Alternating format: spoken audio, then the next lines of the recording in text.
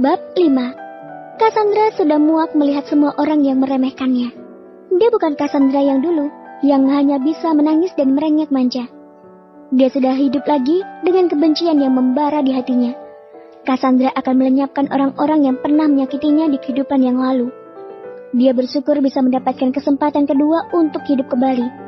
Kali ini, dia harus bisa menjaga ayahnya agar tidak terbunuh di tangan Alice. Iya. Dia juga harus memikirkan bagaimana caranya bisa menyingkirkan Romeo dari hidupnya. Dua orang itu adalah tokoh yang Cassandra benci. Sekarang, posisi Romeo sebagai CEO PT Hero sudah beralih ke tangannya. Langkah selanjutnya, dia harus membuat cara agar bagaimana Romeo menceraikannya. Karena kalau dia yang meminta, sang ayah pasti tidak akan memperbolehkan.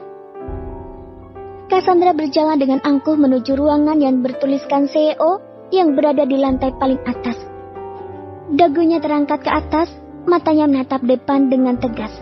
Beberapa karyawan yang melihat aura yang terpancar dari Cassandra langsung menunduk karena takut. Tatapannya setajam elang, tidak ada yang berani untuk menatapnya balik atau mereka akan merasakan ketakutan yang luar biasa. Meskipun banyak yang tahu jika Cassandra adalah putri dari pemilik perusahaan. Tapi di kehidupan yang dulu, mereka bahkan berani memandang remeh ke arahnya. Banyak rumor yang tersebar di antara para karyawan jika putri Tuan Jeffrey itu sangat bodoh. Hanya gadis manja yang cerewet dan cengeng. Hanya mengandalkan kekayaan orang tuanya untuk mendapatkan apapun. Hidupnya tidak berguna sama sekali. Bahkan kabar beredar mengatakan jika dia yang memaksa ayahnya untuk menikahkan dengan Romeo. Banyak yang menyayangkan hal itu. Cibiran hadir di mana-mana, mengatakan jika Cassandra sangat tidak pantas menjadi istri Romeo. Yang pantas menjadi pasangan pria itu adalah Alice sekretarisnya.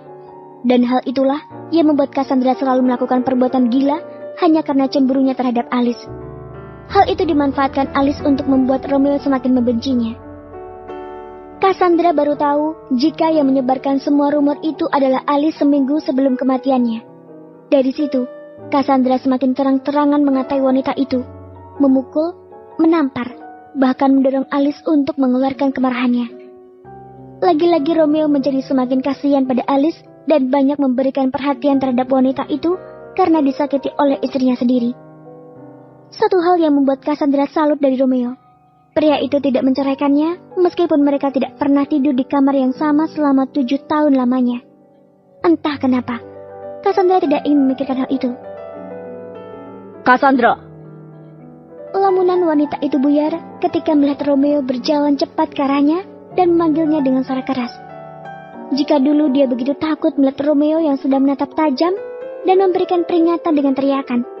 Tetapi sekarang, Cassandra malah menantang untuk menatap mata tajam berwarna hitam. Pernah tidur di kamar yang sama selama 7 tahun lamanya. Entah kenapa, Cassandra tidak ingin memikirkan hal itu. Cassandra! Lamunan wanita itu buyar ketika melihat Romeo berjalan cepat ke arahnya dan memanggilnya dengan suara keras.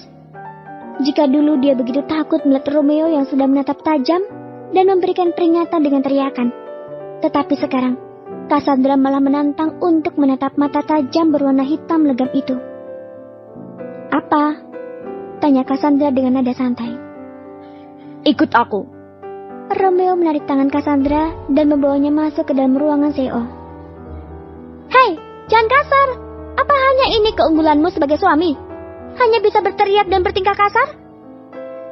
Romeo langsung melepaskan cekalannya ketika mendengar suara Cassandra yang begitu tenang kelewatan santai saat menghadapi kemarahannya. Sebenarnya apa yang terjadi terhadap wanita ini? Dia benar-benar berubah.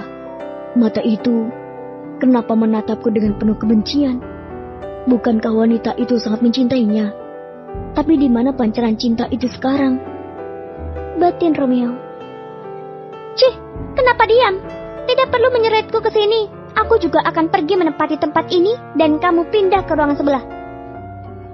Cassandra berjalan menuju meja, mengabaikan rasa sakit di pergelangan tangannya akibat ulah suami brengseknya itu. "Kemasi semua barang-barangmu dan cepat segera pergi dari sini." Romeo tersadar dari rasa keterkejutannya. Meskipun pria itu tidak mencintai Cassandra, tetapi melihat sikap wanita itu yang tiba-tiba saja berubah membuatnya tidak suka. Apalagi dengan seenaknya mengambil posisi CEO yang dimana akan sangat beresiko. Sebenarnya apa yang kau rencanakan? Jangan main-main, Cassandra. Posisi CEO ini adalah posisi yang krusial. Jangan sampai membuat kesalahan. Rencanaku membuat perusahaan ini semakin berkembang. Jadi kamu tidak perlu repot-repot lagi mengambil tanggung jawab ini. Karena aku tahu kalau sebenarnya kamu terpaksa melakukan semua ini, bukan? Cassandra memandang remeh. Romeo mengeraskan rahangnya. Dia benar-benar tidak bisa menghadapi sikap kekanakan Cassandra saat itu. Jadi, ambil semua barang-barangmu, Romeo, dan pergi. Aku muak melihat wajahmu. Romeo semakin emosi mendengar ucapan istrinya dan menarik tangan Cassandra. Menghempaskan tubuh mungil itu pada dinding, kemudian mengukungnya. Biasanya Cassandra akan menangis dan meminta maaf karena membuat Romeo marah. Tapi kenapa sekarang wanita itu berani menatapnya dengan tatapan sinis? Bahkan senyum mengejek keluar dari mulutnya. Aku tidak menyangka jika pria seperti ini yang kucintai. Ternyata benar kata orang-orang jika aku ini memang bodoh. Cassandra! Apa? Balas Cassandra dengan suara yang tidak kalah nyaring. Bisa dia lihat kilatan kemarahan di mata Romeo, tapi dia tidak takut sama sekali. Karena memang inilah rencananya, membuat Romeo marah agar segera mungkin menceraikannya. Apa kamu mulai tertarik padaku saat ini? Sampai kamu ngurungku? Ucap Cassandra dengan senyum sinis. Membuat Romeo sadar jika dirinya telah marah dengan sikap Cassandra yang berubah. Dengan tenang, Romeo kembali mengontrol emosinya dan menatap Cassandra dengan jijik. Aku tidak akan pernah bisa tertarik pada wanita sepertimu. Aku hanya memperingatkanmu. Jika apa yang kamu lakukan setelah ini, jangan meminta bantuanku jika kamu hancur. Ucap Romeo dingin dan mengintimidasi. Namun, Cassandra sama sekali tidak gentar dan hanya tersenyum sinis. Bersambung.